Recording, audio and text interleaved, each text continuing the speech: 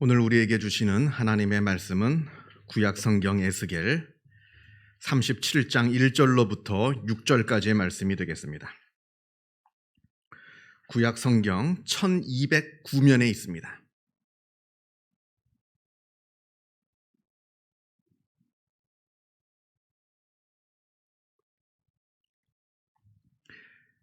에스겔 37장 1절로부터 6절까지의 말씀을 봉독합니다. 이 계시의 말씀을 봉독할 때에 살아계신 하나님의 음성을 다 함께 들으실 수 있기를 바랍니다. 여호와께서 권능으로 내게 임하시고 그의 영으로 나를 데리고 가서 골짜기 가운데 두셨는데 거기 뼈가 가득하더라. 나를 그 뼈 사방으로 지나가게 하시기로 본즉 그 골짜기 지면에 뼈가 심이 많고 아주 말랐더라. 그가 내게 이르시되 인자야 이 뼈들이 능히 살 수 있겠느냐 하시기로 내가 대답하되 주 여호와여 주께서 아시나이다. 또 내게 이르시되 너는 이 모든 뼈에게 대언하여 이르기를 너희 마른 뼈들아 여호와의 말씀을 들을지어다. 주 여호와께서 이 뼈들에게 이같이 말씀하시기를 내가 생기를 너희에게 들어가게 하리니 너희가 살아나리라.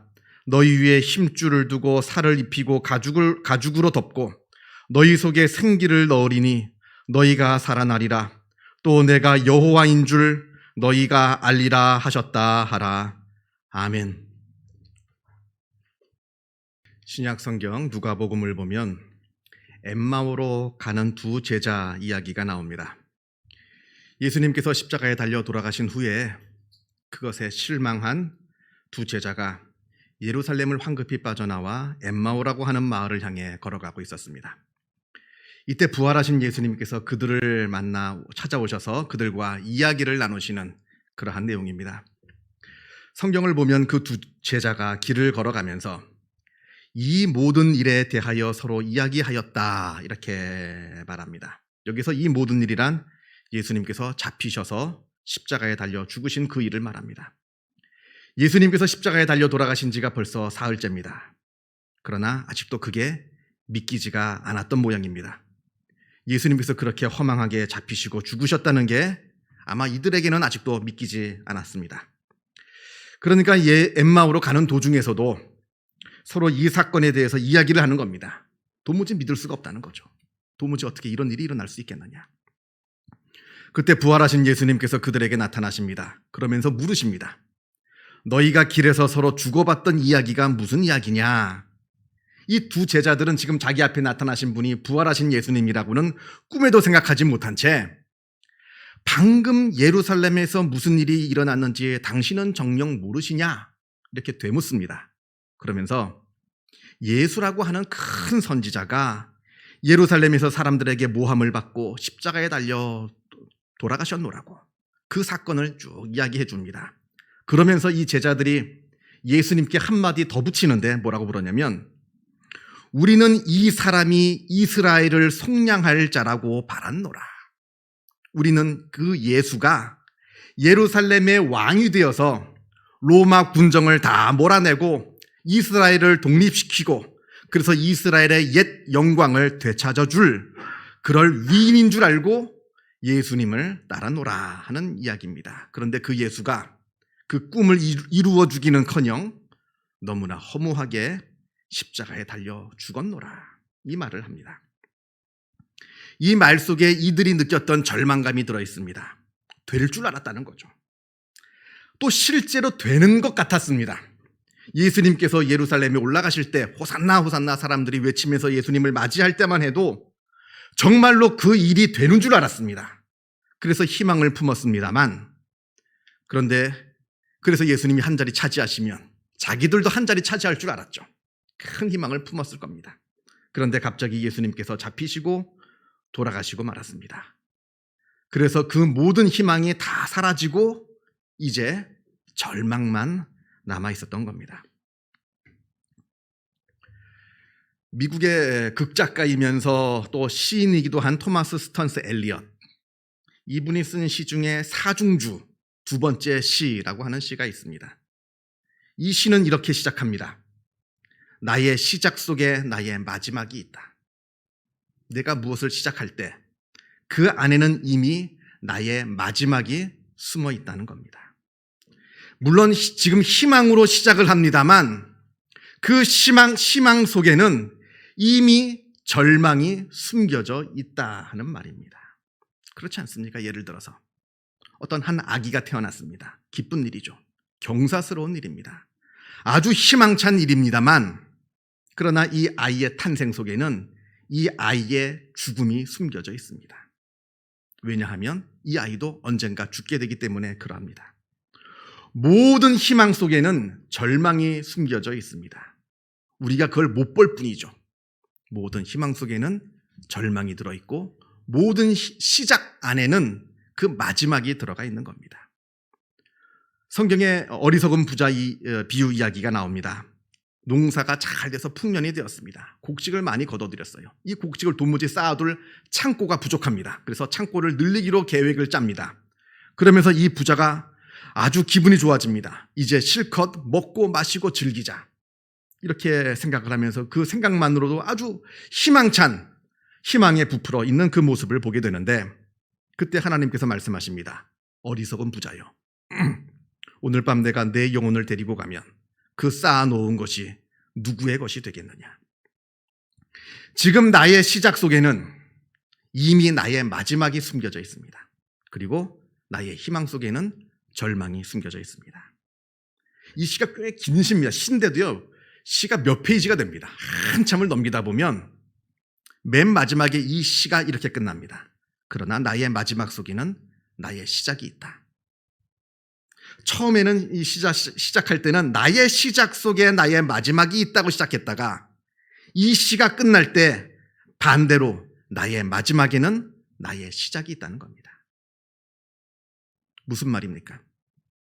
나의 시작 속에 이미 그 마지막이 있기에 우리는 절망합니다만, 그러나 그 절망이 나에게 다가왔을 때, 실제로 그 절망이 나에게 다가왔을 때, 그 절망이 나에게 다가오면 다 끝나는 줄 알았는데, 그런데 그게 끝이 아니라 새로운 시작, 새로운 소망이 우리에게 열리게 된다 하는 말입니다. 아주 저는 이 시가 참 감탄스럽습니다. 앞에서 하던 이야기를 마저 하자면, 예수님의 죽음에 낙담하여서 엠마오로 가던 그 제자들이 그렇게 부활하신 예수님을 만납니다. 처음에는 예수님인 줄 몰랐죠. 그러다 예수님하고 계속해서 대화를 나누다가 불현듯 이분이 바로 부활하신 예수님이시구나 하는 것을 깨닫게 됩니다.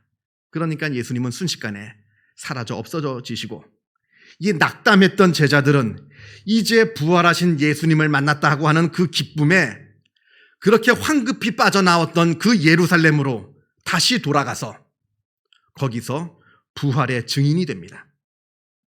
예수님께서 예루살렘의 왕이 되실 것이다 하는 헛된 희망이 다 깨어져서 이제 절망이 되었습니다만, 그러나 그 절망 속에서 부활이라고 하는 새로운 소망을 만나게 됩니다. 여러분, 껍데기가 깨져야 속 알맹이를 우리가 먹을 수가 있듯이 내가 갖고 있는 허상이 깨져버려야, 그래야 진정한 실상, 진정한 진리를 우리가 만나고 발견할 수 있게 되는 겁니다. 이런 이야기가 있습니다. 어느 나귀가 우물에 빠졌습니다. 이 우물은 물이 다 말라버린 그런 못 쓰는 우물인데, 그래서 사람들이 사용하지 않아서인지, 그래서 관리가 안 돼서인지 쌓아둔 돌 같은 게 돌담이 무너졌겠죠. 어떻게 해서 그 나귀 한 마리가 실수로 그 우물에 빠졌습니다. 주인이 급히 달려와가지고 이 나귀를 꺼내려고 합니다만, 이 우물이 워낙 또 좁고 또 놀란 나귀가 너무나 발버둥을 치는 바람에 아무리 손을 써봐도 이 나귀를 구할 방법이 없습니다.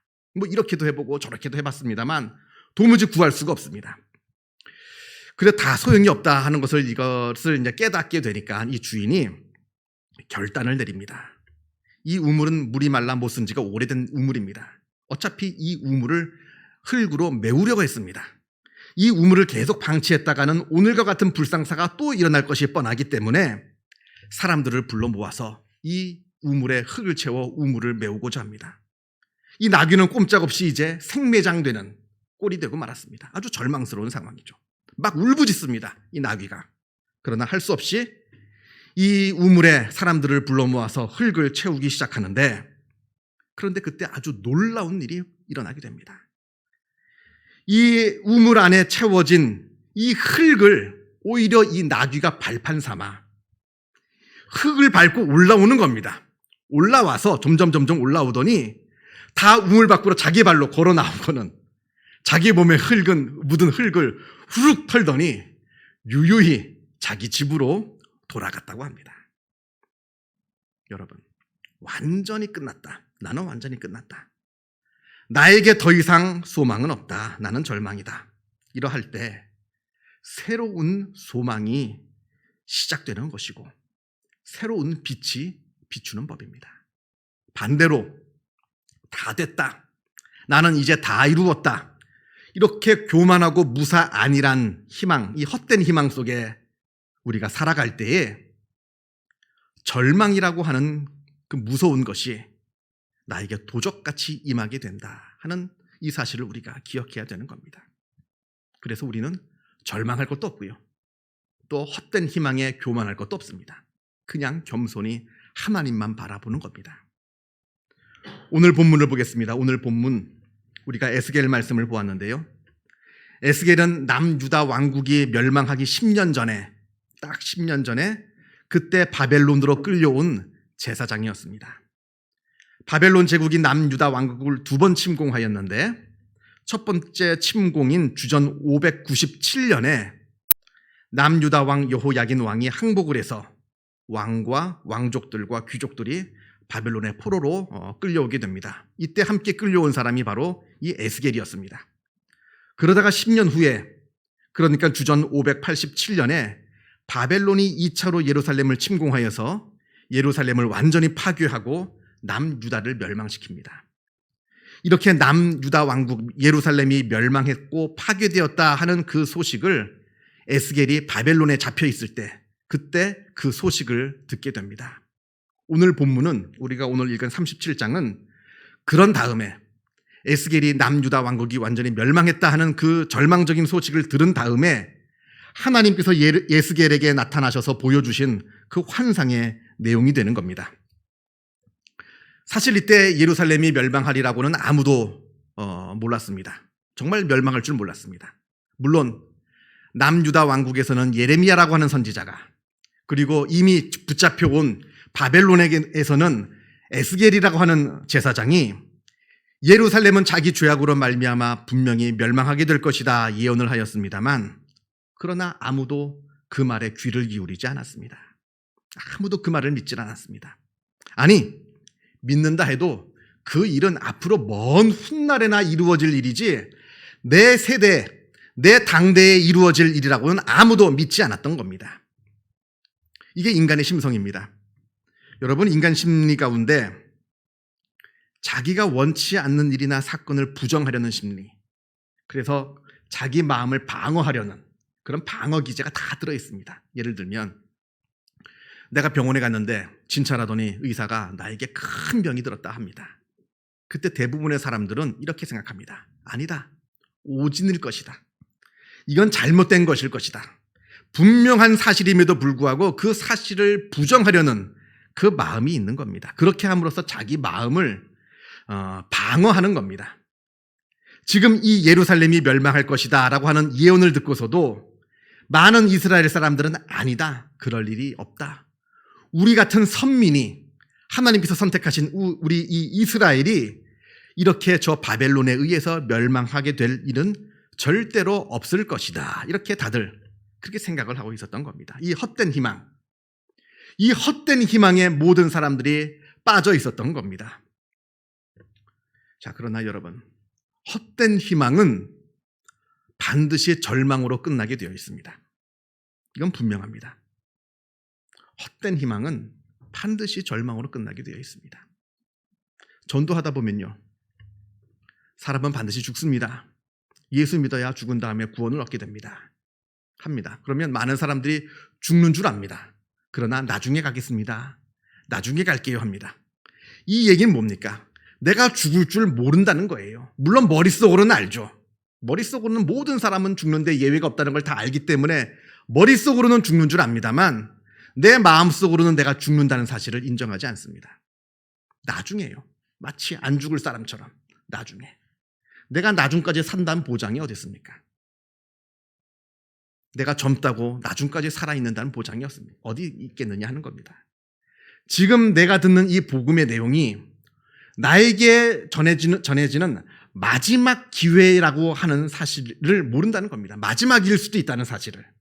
헛된 희망에 사로잡혀서 그 중요한 그 기회를 놓치고 마는데 지금 이스라엘 백성들이 그러했던 겁니다.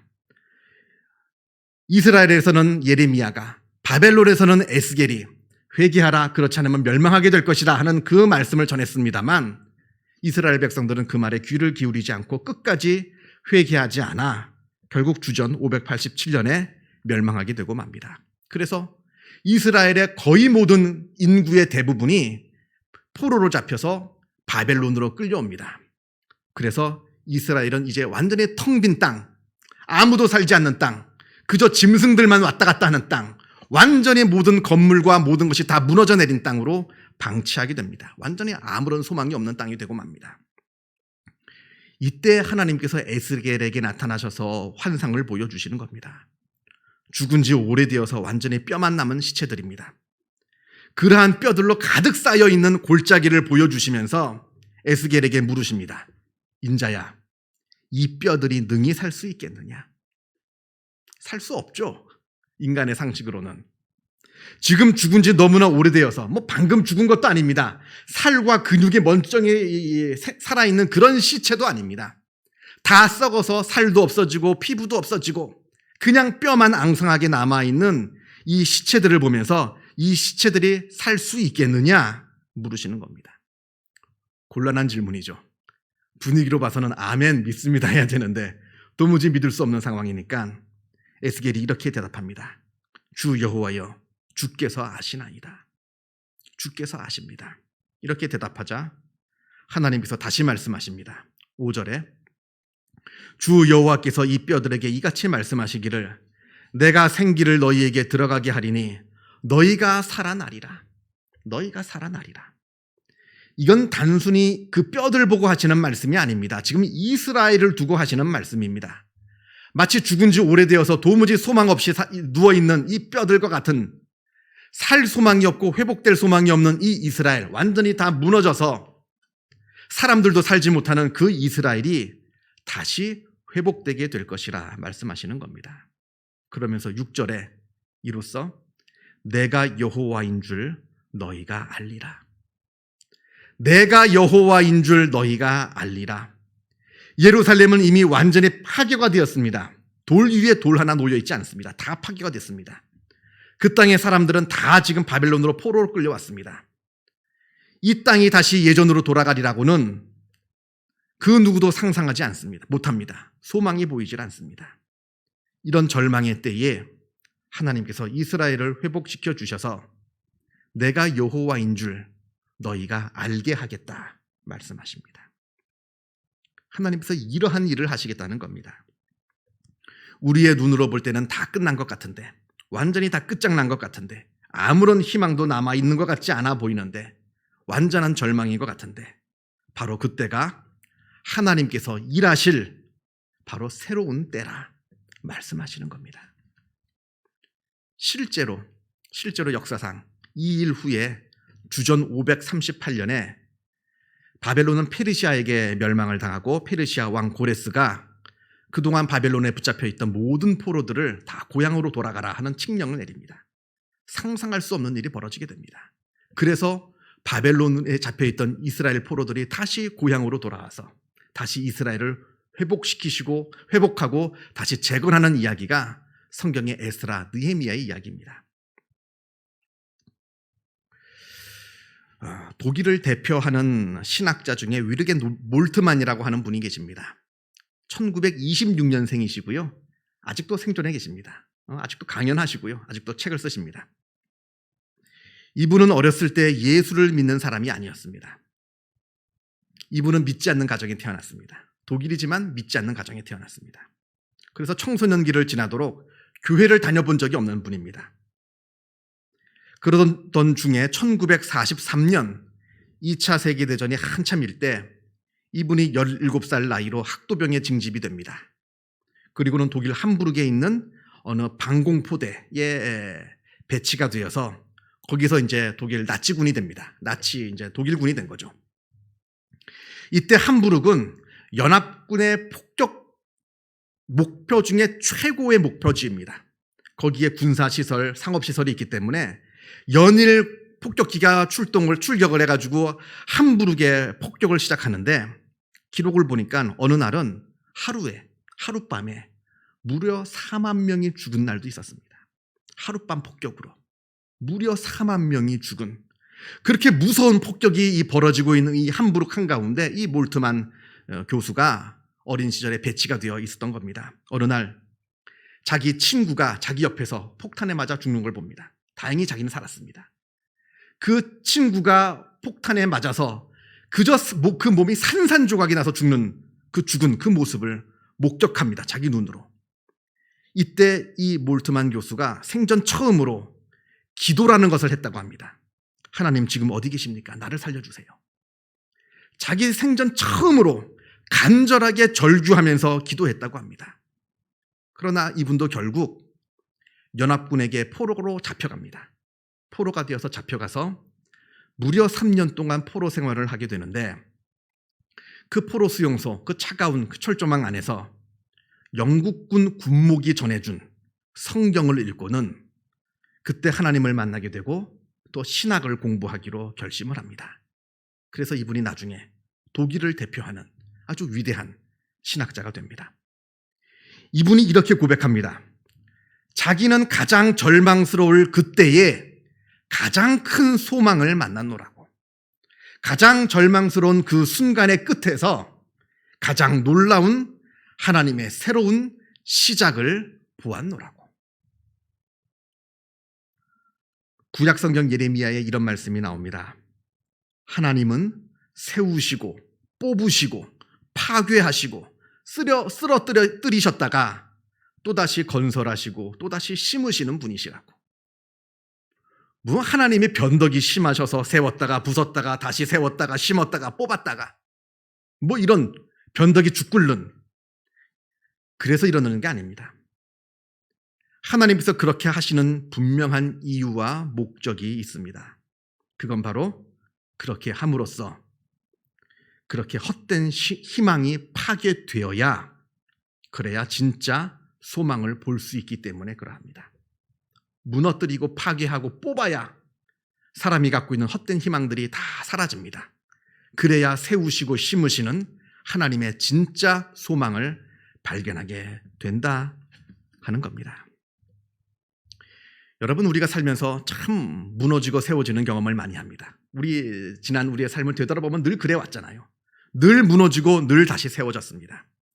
여기에 예외가 있는 사람은 아무도 없을 겁니다. 늘 무너지고 늘 세워지는 경험을 살고 늘 절망하고 새롭게 희망을 품는 그러한 삶을 우리가 반복해가면서 살아가게 됩니다. 다 하나님의 일이라는 겁니다. 하나님이 부수셨습니다. 하나님이 뽑으셨습니다. 그리고 하나님이 다시 심으셨습니다. 그리고 하나님이 다시 세우셨습니다. 그러면서 이 수도 없이 반복되는 무너짐과 세워짐의 이 연속 속에서 하나님께서는 우리에게 이렇게 말씀하십니다. 내가 여호와인 줄 너희는 알지어다. 내가 여호와인 줄 너는 알지어다. 그 음성에 귀를 기울일 때, 그 음성을 우리가 들을 수 있을 때 우리가 하나님의 놀라운 은혜를 경험하게 될 것입니다. 기도하겠습니다. 사랑과 은혜가 충만하신 하나님 아버지, 감사합니다. 우리들의 아버지 되어주시고 우리들의 구원자 되어주심에 하나님의 은혜에 감사를 드립니다. 그러나 우리가 이 세상을 살아가면서 많은 어려움을 겪기도 합니다. 우리 인생이 무너지는 것 같은 절망 가운데 들어가기도 합니다. 그러나 그러할 때마다 우리가 하나님을 바라보게 하여 주시옵소서. 우리의 마지막이 새로운 시작임을 우리가 깨달아 알아 모든 것이 부서지고 모든 것이 없어져 사라져버리는 그 절망 가운데 새롭게 역사하시는 하나님의 그 놀라운 일을 바라보게 하여 주옵시고, 또한 반대로 내 삶 가운데 평안한 삶이 이루어지고 풍족한 삶이 이루어진다 하더라도 이 모든 것이 다 헛된 희망임을 깨달아 알아 하나님을 바라보는 놀라운 지혜를 허락하여 주시어서 우리가 살아가는 동안에 넘어지고 일어나고 무너지고 세워지는 그 모든 일들 가운데 하나님을 발견하여 하나님을 붙잡으며 하나님께 은혜 받는 복된 믿음의 삶을 살아갈 수 있도록 역사하여 주시옵소서. 모든 것 주님께 감사드리오며 이 모든 말씀 우리 주 예수 그리스도 이름으로 기도하옵나이다. 아멘.